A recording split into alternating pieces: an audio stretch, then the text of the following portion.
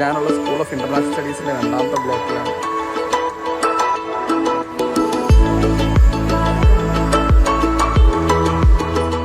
Happy welcome back to web series powered by Nilgiri college of arts and science. ഞാനിപ്പോൾ ഉള്ളത് JNUവിലാണ്.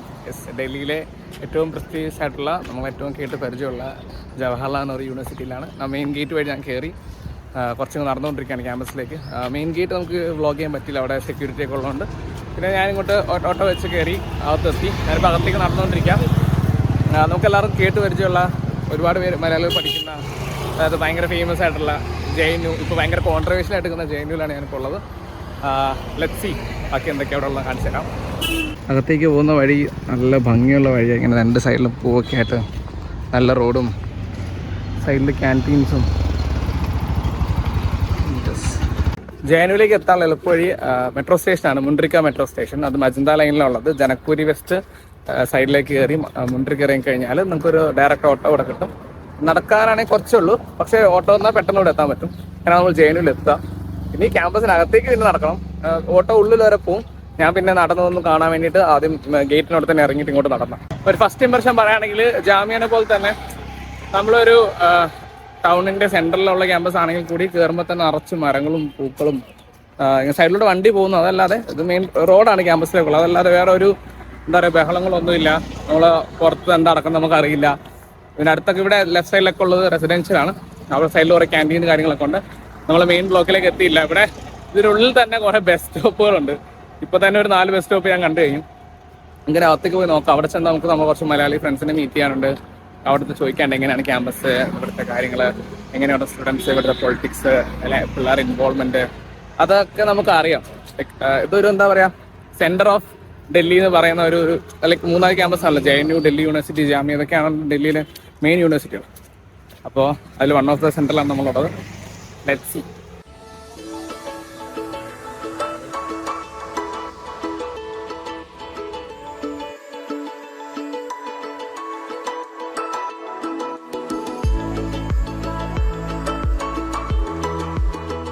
So എൻ്റെ പേര് Akhil.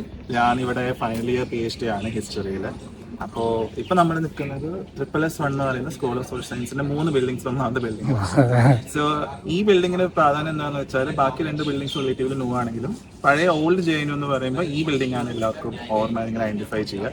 So ആദ്യകാലത്തെ കോഴ്സുകളും ക്ലാസ് റൂംസും ഒക്കെ ഈ ബിൽഡിംഗ് ആയിരുന്നു. സോ 2 and 3 പിന്നെ വന്നല്ലേ? 2 and 3 പിന്നെയാണ് 2 and 3 പുതിയ അഡീഷൻസ് ആണ്. അപ്പോൾ നമുക്ക് ഈ ബിൽഡിങ്ങിനുള്ളിൽ ഏതൊക്കെ ഡിഫറെന്റ് സെന്റേഴ്സ് ഉണ്ട്, പുതിയ സെന്റേഴ്സ് അടക്കം പലതാണ്. അപ്പോൾ ഓരോ സെന്റേഴ്സ് ഏതൊക്കെയാണ് നമുക്കൊന്ന് കണ്ടു. ഓക്കെ, എന്താണ് സെന്റർ ഫോർ മീഡിയ സ്റ്റഡീസ് സൈഡിൽ കൂടിയാണ് നടക്കുന്നത്. സോ ഇതിവിടെ one of the oldest departments ആണ്. പക്ഷേ സെന്റർ ഫോർ മീഡിയ സ്റ്റഡീസിൽ നമുക്ക് മാസ്റ്റേഴ്സ് കോഴ്സുകളില്ല, പകരം PhD കോഴ്സുകളാണ്. അപ്പോൾ JNUവിലെ സ്കൂൾ ഓഫ് സോഷ്യൽ സയൻസ് നമ്മൾ പറയുമ്പോൾ അതിൻ്റെ ഒരു പ്രത്യേകത എന്താണെന്ന് വെച്ചാൽ മാസ്റ്റേഴ്സ് കോഴ്സുകൾ മാത്രമല്ല റിസർച്ച് ഓറിയന്റഡ് ആയിട്ടുള്ള കോഴ്സുകളും നമുക്കിവിടെ അവൈലബിൾ ആണ്. സോ അങ്ങനെയുള്ള ഒരു വൺ ഓഫ് ദി സെന്റേഴ്സ് ആണ് സെന്റർ ഫോർ മീഡിയ സ്റ്റഡീസ്. അതേപോലെ കുറച്ച് സെന്റേഴ്സും കൂടി അതും കൂടെ നമുക്ക് കാണാം. മൊത്തം പെയിന്റിങ്സ് എടുത്താൽ എല്ലായിടത്തും. അതെ, ഇത് പഴയ ബിൽഡിംഗ് ആണ്. ഇതാണ് അതിന്റെ എസൻസ് കീപ്പ് ചെയ്യുന്ന ഒരു ബിൽഡിംഗ്. ഇത് വേറെ സെന്റർ ആണ്. ഇവിടെയും നമുക്ക് എന്താണ് ഈ സെന്ററിൽ നമുക്ക് PhD കോഴ്സസ് ആണ് കൂടുതലായിട്ടുള്ളത്. റിസർച്ച് ഓറിയന്റഡ് ആയിട്ടുള്ള മാസ്റ്റേഴ്സ് ഇല്ല. സെന്റർ ഫോർ എൻവയോൺമെന്റൽ സ്റ്റഡീസ് ആൻഡ് ലേബർ സ്റ്റഡീസ് എന്നാണ് ഈ കോഴ്സിന്റെ പേര്. അപ്പോൾ ഈ ബിൽഡിങ്ങിൽ ഇങ്ങനെ ചെറിയ ചെറിയ റൂമുകളാണ്. അപ്പോൾ ഈ ചെറിയ ചെറിയ റൂമുകൾ എന്ന് പറയുമ്പോൾ ഓരോ ചെറിയ റൂമുകളും ഓരോ സെന്ററിന് വേണ്ടിയിട്ട് ഡിവൈഡ് ചെയ്ത് കൊടുത്തിരിക്കുക.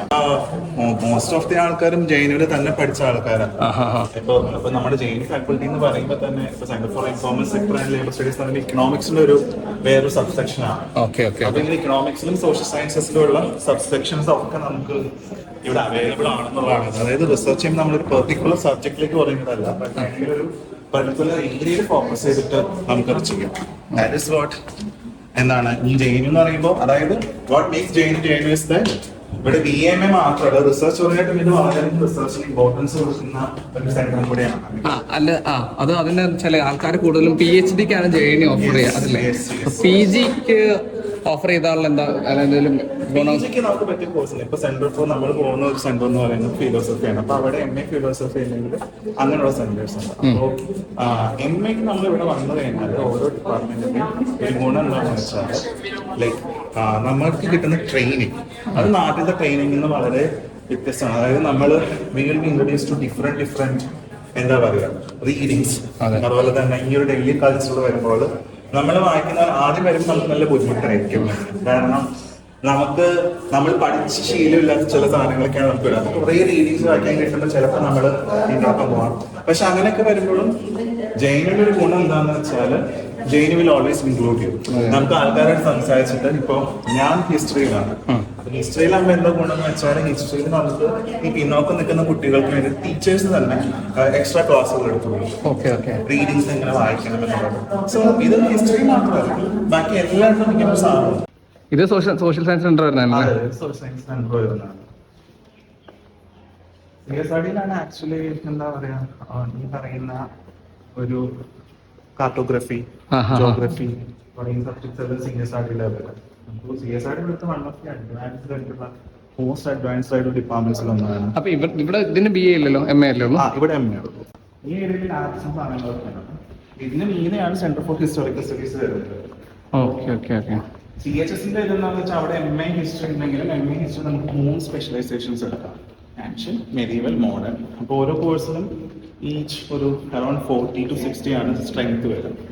ടോട്ടൽ ഒരു 120 ആണ് MA കോഴ്സിന് സ്ട്രെങ്ത് വരും. തമിഴ് സ്റ്റഡീസിന്റെ തമിഴ് സ്റ്റഡീസ് ആക്ച്വലി മുന്നേ ഉണ്ടെങ്കിലും ആദ്യം ലാംഗ്വേജസിന്റെ കൂടെയായിരുന്നു. നമുക്ക് ഇവിടെ സ്പെഷ്യൽ ചെയർ ഫോർ തമിഴും കന്നഡയും അങ്ങനെയുള്ള ഭാഷകളും ഉണ്ട്. തെലുങ്കാണ് ഇല്ലാത്തത്, പക്ഷെ കന്നഡയും തമിഴും ഉണ്ട്. അപ്പൊ ഈ സമയത്താണ് റീസെന്റ് ആണ് അവരത് സെന്റർ ആക്കി ഡെവലപ്പ് ചെയ്ത് വന്നപ്പോ അവിടെ എന്താ പ്രോഗ്രാം ഉണ്ടായിരുന്നു നേരത്തെ. അപ്പോൾ അവരെ സംബന്ധിച്ചിടത്തോളം കുറെ കൂടെ എക്സ്പ്ലോറിംഗ് ആണ്. ഇപ്പോൾ നമുക്കിപ്പോൾ ക്യാമറയുടെ മുന്നിൽ വരാനോ അല്ലെങ്കിൽ അങ്ങനെയുള്ള ആൾക്കാരെ സംബന്ധിച്ചിടത്തോളം, ഇൻട്രോവേർട്ട് ആയിട്ടുള്ള ആൾക്കാരെ സംബന്ധിച്ചിടത്തോളം ജേണി വന്ന് പഠിക്കാന്ന് പറയുന്നത് it's A very good thing. Because നമുക്കിവിടെ പലവിധ ആക്ടിവിറ്റീസ് ഉണ്ട്. ഇപ്പൊ നിങ്ങൾ ഒരു പാർട്ടിയിൽ ചേർന്ന് മത്സരിച്ചില്ലെങ്കിലും നിങ്ങളുടെ ടീച്ചേഴ്സും നിങ്ങളുടെ കോഴ്സിലും you will have to present yourself എന്നൊരു സാധനമുണ്ട്. പല കോഴ്സുകളും ഇതൊക്കെ. അപ്പൊ നിങ്ങളെ സംബന്ധിച്ചിടത്തോളം ദാറ്റ്സ് ഒരു അവസരമാണ് നിങ്ങൾക്ക്.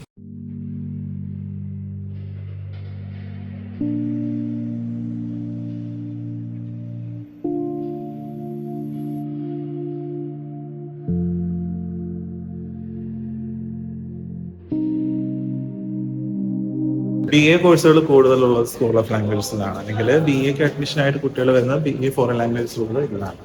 അപ്പോൾ ഇവിടെ ജർമ്മൻ ഉണ്ട്, ഫ്രഞ്ച് ഉണ്ട്, അതുപോലെ തന്നെ സ്പാനിഷ് ഉണ്ട്, പോർച്ചുഗീസ് ഉണ്ട്, ആൻഡ് കൊറിയൻ, ചൈനീസ്, ജാപ്പനീസ്, അതുപോലെ തന്നെ വേറെ ഉള്ളത് ജാപ്പനീസ്, യെസ്. പിന്നെ സർട്ടിഫിക്കറ്റ് കോഴ്സുകളുണ്ട്. മംഗോളിയനിലും ഉണ്ട്, അതുപോലെ തന്നെ ബഹാസ, ഇന്തോനേഷ്യയുടെ ഭാഷയുടെ ബഹാസ, അതുപോലെ പഷ്തോ, പിന്നെ ഉസ്ബെക്, ഈ തുടങ്ങിയ ലാംഗ്വേജ്. ഇതൊക്കെ ഓരോ രാജ്യങ്ങളുടെ ഭാഷയാണ്. ഇതാണ് ഇവിടുത്തെ സെൻട്രൽ ലൈബ്രറി. 9 നിലയാണ് ലൈബ്രറി ഉള്ളത്. നമ്മളിപ്പോൾ അങ്ങോട്ട് പോയിക്കൊണ്ടിരിക്കുന്നത്.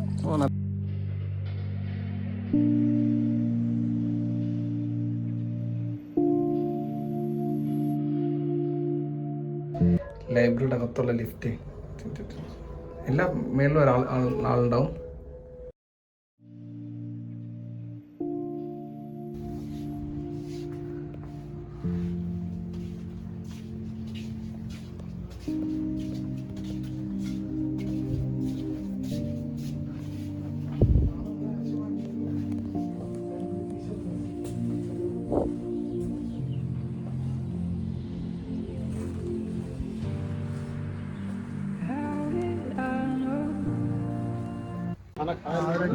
ഈ കാണുന്നതാണ് ലൈബ്രറിയുടെ മുമ്പിലുള്ള ഒരു ക്യാൻറ്റീൻ. ഇത് നടത്തുന്നൊരു മലയാളിയാണ്, ഗോപാലൻ ചേട്ടൻ.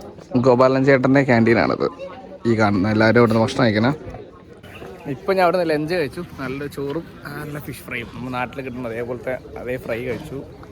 അവിടെ നിന്ന് പറഞ്ഞു ലൈബ്രറിയുടെ നേരെ ഓപ്പോസിറ്റാണ്. ഇതാണ് സെൻട്രൽ ലൈബ്രറി. ലൈബ്രറി നേരെ ഓപ്പോസിറ്റാണ് ഈ ക്യാൻറ്റീൻ വരുന്നത്. School of arts and exhibition ലൈബ്രറിയിലേക്ക് നമ്മൾ പോയിക്കൊണ്ടിരിക്കുന്നത്.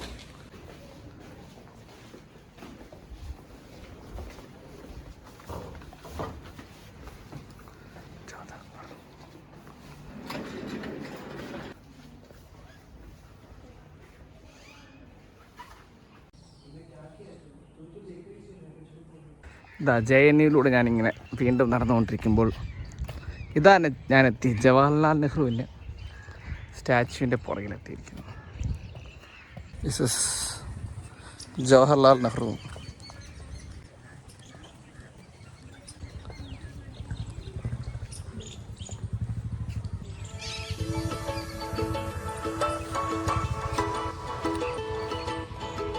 For me, JNU is the best place for higher studies at affordable price. Also, the diversity within JNU, that is students across the country, even abroad, are joining here for different courses, and we are learning. That is very popular saying about JNU, in that you learn more outside classrooms. So it is. I joined here in 2016 for my master program. Then I completed my MPhil. This 8 or 9 years in JNU was I can't forget in my. That was life changing experience in JNU. Apart from the academic side, like, do you think your personality, like, you have a lot of change from starting from 2016 now to 2024? Yes. Yeah, definitely. The debates and the discussions happened here makes you very different from other universities. Here, even if I will talk personally, there are many discourses which I was unaware about. But after coming to JNU, I learned a lot, particularly about the regional diversity, the gender complexity, and here we can talk about any topic, any discourse very independently. Right now, things are changing, slightly changing because of the state intervention. But still, this is one of the best place for higher learning, for personality development, even for the you can explore a lot about. If you wanted to learn India, you can come to JNU. You will definitely find a new way of learning. Generally, what happened after post graduation, the first thing I told you about, that this is one of the most affordable institution where you can get education at world class education at an affordable price. Even I visited some Ivy League university for my workshop, and if I compare JNU with those high Ivy League institutions in US and UK, so you can I go with that opinion that still JNU is much better placed than Ivy League. So the culture, the political engagement, the debates and the academic debates are making JNU a different place than the other universities. If you will compare JNU with other places, the first thing they will miss is it will ultimately make you a better human being. And better human being do that who can think about nation, who can think about society, who can think about the disparity and the gap which is increasing day by day. And it is actually here, after coming to JNU, you will find a meaning in your life. 26 തൊട്ട് നടന്നിട്ടുണ്ട്. അന്ന് ഇത്ര campus ഇത്ര വലുതായിരുന്നോ അതോ? Campus ഇത്ര തന്നെ, പിന്നെ വളർന്നുകൊണ്ടിരിക്കുകയല്ലേ, കുറച്ച് വളർച്ചയുണ്ട്, സ്റ്റുഡൻസ് കൂടും. ഇവിടെ വന്ന് ചേട്ടൻ നോട്ടീസ് ചെയ്തെങ്കിലും പിള്ളേരുടെ സ്വഭാവം അല്ലെങ്കിൽ ഓരോ ആൾക്കാരുടെ ആ സ്വഭാവം എന്ന് പറഞ്ഞാൽ അത് മാറിക്കൊണ്ടിരിക്കുകയാണ്. അത് ഇപ്പോഴത്തെ ഈ ഇതൊക്കെ അനുസരിച്ച് മൊബൈലും ഇതൊക്കെ. പണ്ടെന്ന് പറഞ്ഞെങ്കിൽ മൊബൈൽ, ഞാനിവിടെ വന്ന സമയത്ത് മൊബൈലൊന്നും ഇല്ല, മൊബൈലൊന്നും. ഇപ്പോൾ അന്നൊക്കെ എവിടെയെങ്കിലും ഫോൺ ചെയ്യണമെങ്കിൽ എവിടെയെങ്കിലും ലാൻഡ് ലൈനൊക്കെ നോക്കി പോയിട്ട് ഫോൺ ചെയ്യുന്നത്. ഇപ്പൊ ഇങ്ങനെ വെച്ചിട്ടുണ്ടെങ്കിൽ തൊട്ടപ്പുറത്തേക്ക് ആളെ വിളിക്കണമെങ്കിലും ആള് മൊബൈലിൽ എടുത്തിട്ടാണ് വിളിക്കുക, കൈ കൊണ്ടടിച്ച് വിളിക്കുക. ഇവിടുത്തെ മൊബൈൽ എടുത്തിട്ടാലോ ഇതിപ്പം നമ്മുടെ ഒരു മലയാളി കടയാണല്ലോ, പിന്നെ ഇപ്പം സമൂസ വെച്ചിട്ടുള്ള ഒരു ട്രയാങ്കിൾ സമൂസ കിട്ടി. അപ്പം ബാക്കിയുള്ള കുട്ടികൾക്ക് അത് അതിശയമായിട്ട് തോന്നുന്നു ഇവിടുത്തെ ഫുഡ് ട്രൈ ചെയ്യുന്നത്. ഇപ്പൊ ഞാൻ കണ്ടപ്പോൾ അധികം മലയാളികൾക്ക് കുറവാണ് കടയ്ക്കകത്ത്. മലയാളി പിള്ളേരുണ്ട്, എല്ലാവർക്കും കേരള ഫുഡ് കിട്ടിക്കണം ഇഷ്ടമാണ്, താല്പര്യമാണ്. എത്ര മണി വരെ ഇപ്പൊ ഷോപ്പ് ഉണ്ട്? രാവിലെ 7 തൊട്ട് 7 വരെ, ആണല്ലേ? 7 to 7. അതെ, ഞാൻ ചോദിക്കുന്നത് ഇപ്പൊ നാട് വിട്ട് നിൽക്കുന്ന ഇപ്പൊ PhD കാരല്ലാതെ PGക്ക് പഠിക്കുന്ന പിള്ളേരുണ്ടാവും. അപ്പൊ നാട്ടിൽ നിന്ന് ചിലപ്പോൾ ആദ്യമായിട്ടായിരിക്കും ഇങ്ങോട്ടൊക്കെ വരുന്നുണ്ടാവും. അപ്പൊ അവർക്ക് ഈ കടയിൽ വരുമ്പോൾ അവർക്ക് ഒരു കൈൻഡ് ഓഫ് ആശ്വാസമാണോ? എന്നെ കാണുമ്പോ തന്നെ അവർക്ക് വലിയ സന്തോഷമാണ്, കാരണം മലയാളിനെ കണ്ടുള്ളത്. ആദ്യം എന്നെ കണ്ടു കഴിഞ്ഞപ്പെടുന്ന മലയാളി പറയില്ല. അത് കാരണം ആദ്യം അവർ വന്നിട്ട് പരസ്പരം മലയാളത്തിൽ പറയും, അതിന്റെ എന്നോട് ബുദ്ധിമുട്ട് ഇംഗ്ലീഷിലും ഹിന്ദിയിലൊക്കെ ആയിട്ട് ഇങ്ങനെ പറയും. അപ്പൊ എനിക്ക് എങ്ങനെ പറയാൻ മലയാളിയാണ്. ഞാൻ ഇപ്പൊ പെട്ടെന്ന് മലയാളത്തിൽ എന്താ വേണ്ടേ, അവരും ചെട്ടിട്ടോ, ഓ ചേട്ടൻ മലയാളിയാണോ, സന്തോഷം. അയ്യോ ചേട്ടനെ കണ്ടു വലിയ സന്തോഷമായി. നമ്മുടെ ഫുഡൊക്കെ ഉണ്ട്. അവരുടെ ദോശയും സാധനങ്ങളും ചോറും കറികളൊക്കെ കാണുമ്പോൾ അവർക്ക് വലിയ ഇഷ്ടം. നമ്മുടെ നാടൻ സ്നാക്സുകളൊക്കെ ഉണ്ട്, സമോസയും പരിപാടിയൊക്കെ ആയിട്ട്. അങ്ങനെ പിള്ളേർക്ക് വലിയ സന്തോഷമാണ് നമ്മള് ഇതല്ലാതെ ഇപ്പം ചേട്ടൻ ഇങ്ങനെ ഓരോ തവണ ഓരോ പുതിയ പുതിയ ആൾക്കാർ വരുന്നത്, നല്ല പഠിച്ച പിള്ളേർ പിന്നെയും തിരിച്ചു കാണാൻ വരുമ്പോ ആ ഒരു എന്താ പറയുക, എന്തോ ഒരു മൊമെന്റ് ഓഫ് ഫീലിംഗ് ചേട്ടൻ വരാ? അതായത് ഞാനിവിടെ കട തുടങ്ങി, ഞാനിവിടെ ജെഎൻയുവിൽ എൻ്റെ മുന്നിൽ ഉണ്ടായിരുന്ന സ്റ്റുഡൻസ് ആണ് ഇപ്പോൾ ഇവിടെ ടീച്ചേഴ്സൊക്കെ. ഞാൻ വരുമ്പോഴാണ് ടീച്ചേഴ്സൊക്കെ പോയി. പിന്നെ ഞാൻ വന്ന് കട തുടങ്ങിയതിനു ശേഷം ഇവിടെ പഠിച്ചിരുന്ന പിള്ളേർ ഇപ്പോഴുള്ള ടീച്ചേഴ്സ് മൊത്തം എൻ്റെ കൂട്ടുകാരെന്ന് പറയാൻ ഞാൻ കട നടത്തുന്ന അവർ ഇവിടുത്തെ സ്റ്റുഡൻറ്റ് അങ്ങനെയായിട്ട് ഇടപെടാന്ന് പറഞ്ഞിട്ടുള്ള സ്റ്റൈലിലുള്ള പിള്ളേരായിരുന്നു. ഇപ്പൊ ടീച്ചറായിപ്പോ സാറെന്ന് പറയാം. അങ്ങനെ മലയാളി ടീച്ചേഴ്സും ഉണ്ട് ഒത്തിരി. പിള്ളേരൊക്കെ അങ്ങനെയാണ്, എല്ലാവരും അങ്ങനെയാണ്. പിന്നെ ചില പിള്ളേരുകളൊക്കെ വരുമ്പോ പറയും അവിടെ യാതൊരു മാറ്റമില്ല കേട്ടോ. അങ്ങനെ ഉണ്ട് ഒത്തിരി ആളുകള്. അതിനെ വന്നിട്ട് ചിലപ്പോ എനിക്ക് അവരൊന്നും കണ്ട കിളവീണും കിളവന്മാരൊക്കെ കാണും രൂപം കൊണ്ട്. പക്ഷെ എന്നോട് വന്നിട്ട് പറയും ബാബു ചേട്ടൻ പഴയ പോലെ തന്നെ മാറ്റില്ല, ശക്കല മുടി അവിടെ നരച്ചൊടിക്കുന്നുണ്ട്, യാതൊരു മാറ്റില്ല. പിന്നെ ഒരു വ്യത്യാസമുള്ളതെന്ന് വെച്ചാൽ ഇവിടെ പഠിക്കാൻ വന്ന ആ പിള്ളേർ തന്നെ ബാബു പയ്യ എന്നാ വിളിക്കും. അത് കഴിഞ്ഞിട്ട് അവരുടെ മക്കള് ഇവിടെ പഠിക്കുന്നുണ്ട്, അവരും ബാബു പയ്യ എന്നാ വിളിക്കുക. മമ്മി പപ്പാത്ത ബാബു പയ്യ പോലത്തെ പങ്കൾ പോലും അവരും ബാബു പയ്യ എന്ന് പറയും. അപ്പൊ ബാബു പയ്യ എന്നുള്ള ഒരു പേരായി മാറി, ഒരു പേര് പോലെയാണ്. ബാബു ചേട്ടൻ എന്നുള്ള അർത്ഥമല്ല, അതിന് ഒരു പേരായി ഇത് ബാബു പയ്യ.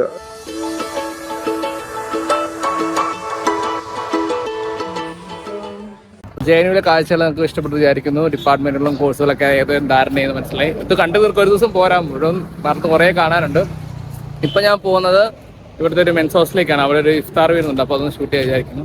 ഇവിടുത്തെ ഹോസ്റ്റലിലൊക്കെ റിവറിന്റെ പേരാണ് ഗംഗ, ബ്രഹ്മപുത്ര, ജലം, അങ്ങനെ കുറേ പേരുള്ള ഹോസ്റ്റൽ. അതിലൊരു ഹോസ്റ്റലാണ് ഗംഗ. നമ്മൾ അങ്ങോട്ടാണ് പോകുന്നത്. അവിടെ ഇഫ്താർ വരുന്നുണ്ട്, അത് കണ്ടിട്ട് പിന്നെ നമ്മളിവിടുത്തെ ഒരു രാത്രി എല്ലാവരും വന്നിരിക്കുന്ന നൈറ്റ് ലൈഫ് ഒക്കെ എൻജോയ് ചെയ്യുന്ന ഒരു ഏരിയ ഉണ്ട്. അവിടെയും കൂടി പോയിട്ട് നമ്മൾ എപ്പിസോഡ് വൈൻഡ് അപ്പ് ചെയ്യുന്നതായിരിക്കും. നിങ്ങളൊരു മയിലിനെ കാണുന്നുണ്ടോ? ഇതായിരിക്കുന്നൊരു മയിൽ, അത് ക്യാമ്പസിനുള്ളിൽ തന്നെയാണ്. ക്യാമ്പസിലേക്ക് പോകുന്ന വഴിയിൽ നമ്മൾ നേരത്തെ നീൽഗായിനെ കണ്ടു. ഇതാ ഒരു മയിലുണ്ട് അവിടെ.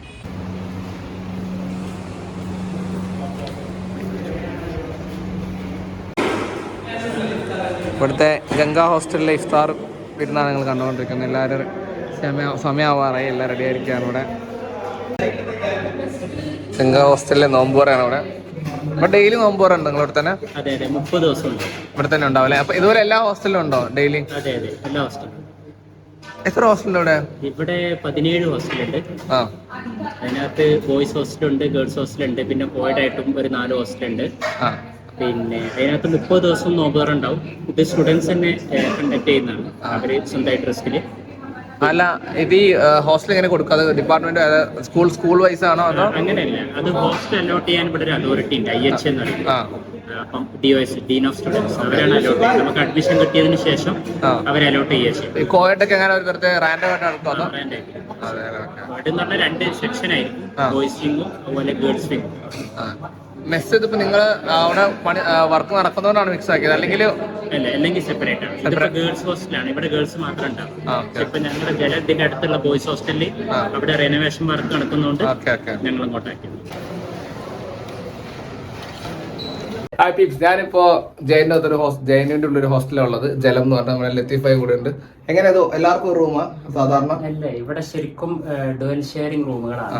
പക്ഷെ PhD-യിൽ നമ്മൾ 3rd ഇയർ ഓൺവേർഡ്സ് അവര് സിംഗിൾ റൂം അലോട്ട് ചെയ്യും, ഫോക്കസ്ഡ് ലേണിംഗിന് വേണ്ടിയിട്ട്. ഞാൻ റൂമിന്റെ ഒന്ന് റൂം ടൂർ കാണിച്ചു തരാം. നമ്മളൊന്ന് റൂം ഒന്ന് പരിചയപ്പെടുത്തിട്ട് ഡെസ്ക് പ്ലഗ് പോയിന്റ് ഒക്കെ ഉണ്ട്, ഇത് ബെഡ്, ഇതൊക്കെ തന്നെ സെറ്റപ്പ് ചെയ്ത് ഓൾറെഡി ഉള്ളതാണ് ഇവിടെ. ഇത് ഈ സ്ട്രക്ചർ നേരത്തെ ഉണ്ട്, ബാക്കിയൊക്കെ നമ്മൾ സെറ്റ് ചെയ്യുന്നത്. ഇത് അതെന്താ ഡൽഹി? അത് ഞാൻ ഒരു NGO-യിൽ വർക്ക് ചെയ്തു, അവര് തന്നൊരു ഇതാണ്. ഓക്കെ. ഇവിടെ 2 സ്റ്റഡി ടേബിൾ ആണ് അല്ലേ? ശരിക്കും ഒന്നാണ് ഉണ്ടാവുക. ഇത് ഞാൻ ഒരു ഫ്രണ്ട് യൂസ് ചെയ്യാത്തപ്പോ അങ്ങോട്ട് എടുത്തോണ്ടാവും. ഓക്കെ. പിന്നെ ഇവിടെ ഒരു അലമാര ഉണ്ട്, കണ്ണാടി, ഒരു ബോർഡ്. ഞാൻ ഇൻട്രസ്റ്റിംഗ് ഫാക്ടർ എന്ന് വെച്ചാൽ ഇവിടെ ഒരു അടുക്കള, ഒരു ബാൽക്കണി അടുക്കളയുണ്ട്. നോക്ക്, ഇവിടെ ചെറിയൊരു അടുക്കള സെറ്റപ്പ്.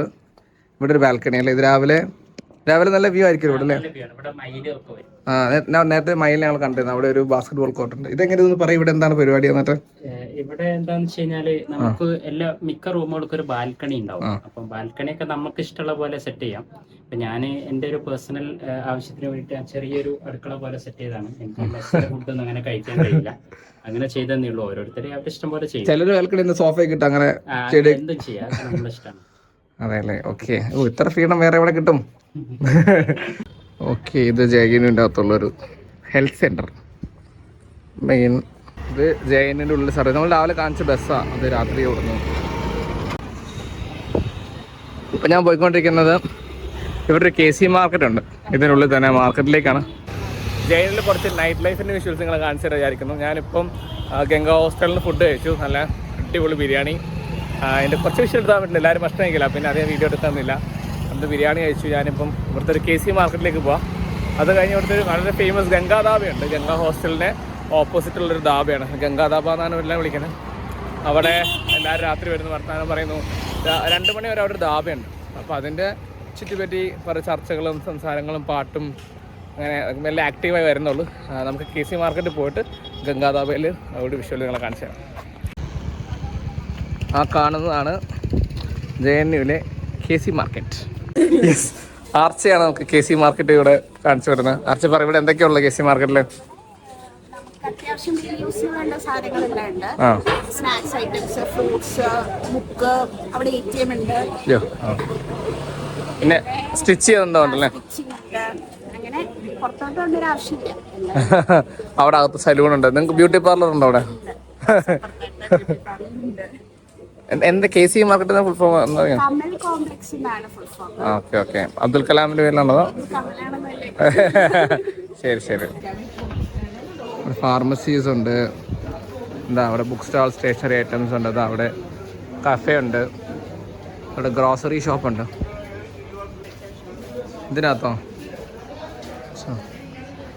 ഇലക്ട്രിക്കൽ ഷോപ്പുണ്ട് ഇവിടെ, ശർമ്മ ഇലക്ട്രോണിക്സ്. അവിടെ ഫോട്ടോസ്റ്റാറ്റിൻ്റെ shops, repair. So KC market നമ്മൾ ഇറങ്ങി. ഞാനിപ്പോൾ ഗംഗാധാബയിലേക്ക് പോയിക്കൊണ്ടിരിക്കുക. അവിടെ അടുത്ത് തന്നെയാണ് ഗംഗാധാബ, ഗംഗാ ഹോസ്റ്റലിൻ്റെ ഓപ്പോസിറ്റ്. നേരത്തെ പറഞ്ഞാൽ തന്നെ JNUവിൽ ആദ്യമായിട്ട് വരുന്ന ആളെന്നില്ല എൻ്റെ ഒരു എക്സ്പീരിയൻസ് പറയണം. ഞാൻ ഇതുവരെ എക്സ്പീരിയൻസ് ചെയ്തതിൽ ഏറ്റവും നല്ലൊരു ക്യാമ്പസ് ഞാൻ പറയാം. അത് ഭയങ്കര ഫ്രീ ആയിട്ടുള്ളൊരു ക്യാമ്പസ്. നൈറ്റ് ലൈഫ് ഒരു ക്യാമ്പസ് എത്രത്തോളം ഇമ്പോർട്ടൻ്റ് ആണ് നമുക്ക് JNU കണ്ടാൽ മനസ്സിലാവും. അതായത് ആൾക്കാരെല്ലാം ഇങ്ങനെ ക്ലാസ് എല്ലാം കഴിയുന്നു, ഭക്ഷണമെല്ലാം കഴിച്ചുകൊണ്ട് വരുന്നു. ഇപ്പം ഞാൻ പോകുന്ന ഗംഗാധാബൻ്റെ അവിടെ ഇരിക്കുന്നു, സംസാരിക്കുന്നു, ഇങ്ങനെ എല്ലാവരും ചർച്ച ചെയ്യുന്നു, കുറേ പേര് പാട്ടെല്ലാം കേൾക്കുന്നു, അങ്ങനെ തമാശയൊക്കെ പറഞ്ഞൊരു ഭയങ്കര ഒരു ഹാപ്പനിങ് പ്ലേസ് നമുക്ക് തോന്നും. ഒരു നൈറ്റ് ലൈഫ് വളരെ ഇമ്പോർട്ടൻ്റ് ആണ് ഇങ്ങനത്തെ ഒരു റെസിഡൻഷ്യൽ ക്യാമ്പസിലല്ലേ. അതായത് എല്ലാവരും ക്ലാസ് മാത്രം കേൾക്കുക എന്നല്ലാതെ അത് കഴിഞ്ഞ് പുറത്തേക്ക് പോകുക, എല്ലാവരും ഫ്രണ്ട്സിനെ കാണുക, വർത്താനം പറയുക, ചർച്ചകൾ നടത്തുക. അതായത് എനിക്ക് തോന്നുന്ന സ്റ്റുഡൻസ് മാത്രം, ഇവിടെ പ്രൊഫസേഴ്സൊക്കെ വന്നിരിക്കുന്നുണ്ട്. അവർ തമ്മിലൊരു സ്റ്റുഡൻറ് ഒരു ടീച്ചർ റിലേഷൻ അപ്പുറത്തും അവർ ഐഡിയാസ് എല്ലാം പങ്കുവെക്കുക, അല്ലാതെ ഒരു പേഴ്സണൽ ഇൻട്രാക്ഷൻസും നല്ല രസം. ഭയങ്കര ഒരു ഹാപ്പനിങ് പ്ലേസ്. എന്താ പറയുക, ഒരു യൂണിവേഴ്സിറ്റി ആണ് എന്നുള്ളൊരു ഫീൽ നമുക്ക് കിട്ടുന്നില്ല. ഒരു വേറെ തന്നെ ഒരു കൾച്ചർ. ഇത് ഗംഗാധാബയുടെ മുമ്പിലുള്ളൊരു സലൂണത്, ഗംഗാധാബ JNU. ഈ കാണുന്നതാണ് ഗംഗാധാബയുടെ ഏരിയ. അവിടെയാണ് എല്ലാവരും വർത്താനം. അവിടെ എല്ലാ ആൾക്കാരും ഇരിപ്പുണ്ട്. അവിടെ ലൈറ്റ് കുറവാണ് കാണിക്കത്തെ. ആ കാണുന്നതാണ് ഗംഗാധാബ. ഇവിടെ ഒരു ധാബയാണ്. ഇതാണ് ഗംഗാധാബ ഏരിയ. എല്ലാവരും വർത്താനം. അതായത് JNU നൈറ്റ് ലൈഫ് സ്റ്റാർട്ട് ചെയ്ത് വരുന്നുള്ളൂ. എല്ലാവരും മെല്ലെ മെസ്സിൽ നിന്നൊക്കെ ഇറങ്ങി വന്നതാ ഇവിടെ സമാധാനത്തിൽ നിന്ന് വർത്താനം പറയുന്നു. ധാബയിൽ നിന്ന് കുറേ പേര് ഫുഡ് ഓർഡർ ചെയ്യുന്നു. നേരത്തെ പറഞ്ഞു ഒരുപാട് ബസ്സുകളുണ്ട്. 615 ബസ് നമ്പർ. ഇത് ഇന്ത്യ ഗേറ്റ് വരെ പോകുന്ന ബസ്സാണ്. അതുപോലെ തിരിച്ചിങ്ങോട്ട് JNUവിലെ ലാസ്റ്റ് ഹോസ്റ്റൽ വരെ അങ്ങറ്റം വരെ പോകുന്നൊരു ബസ്സാണ്. അങ്ങനെ web series powered by Nilgiri college of arts and സയൻസിൻ്റെ JNU എപ്പിസോഡ് ഇവിടെ എൻഡ് ചെയ്യാണ്. നിങ്ങൾക്ക് JNU റിലേറ്റ് എന്തെങ്കിലും ഡൗട്ട് ഉണ്ടെങ്കിൽ ചോദിക്കണം. JNUവിൻ്റെ ഡീറ്റെയിൽസും ഡിസ്ക്രിപ്ഷനിൽ കൊടുക്കുന്നുണ്ട്. അതുപോലെ നീലഗിരി കോളേജിൻ്റെ ഡീറ്റെയിൽസും കോഴ്സുകളും കാര്യങ്ങളൊക്കെ ഡിസ്ക്രിപ്ഷനിലുണ്ട്. നിങ്ങൾ ചെക്കൗട്ട് ചെയ്യാം. നിങ്ങൾക്ക് ഇനി ഏതെങ്കിലും യൂണിവേഴ്സിറ്റി കാണണമെങ്കിൽ അതും കമൻറ്റിൽ രേഖപ്പെടുത്താം. So till the next episode, bye bye. See you on next episode. Bye bye.